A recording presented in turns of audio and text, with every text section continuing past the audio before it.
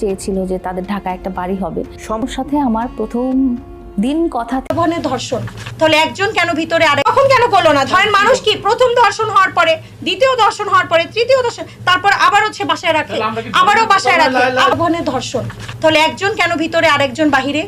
ওদের দুজনেরই তো ভিতরে থাকা উচিত। যে মেয়েরা নিশ্চয়ই মিথ্যা কথা বলছে না, তো ওই হিসেব করেই কিন্তু যখন একটা মেয়ে নিজের সম্মানকে বিসর্জন দিয়ে একটা মামলা করতে আসে, আমরা কিন্তু তখন ভাবতেই পারি না যে মেয়েটা মিথ্যা বলছে নাকি সত্য বলছে। উপরের মহলে খুব ভালোই একটা মানে কাউকে ম্যানেজ করে এই মামলাগুলো করা হচ্ছে, কিভাবে একটার পর একটা এফআইআর মামলা দায়ের হচ্ছে। ওরা সমাজকে যদি দুজনেই কলুষিত করেছে, এবং আমি মনে করি এর জন্য যদি আপনি দোষ যদি ভাগ করেন, যদি ভগ্নাংশে ভাগ করেন, তাহলে দেখবেন ওর পক্ষে দোষ যাবে 80 ভাগ, কারণ ও একটা অ্যাডাল্ট মেয়ে। সমাজের জন্য মারাত্মক হুমকি এটা। আমাদের সন্তানরা, আমাদের নেক্সট জেনারেশন কি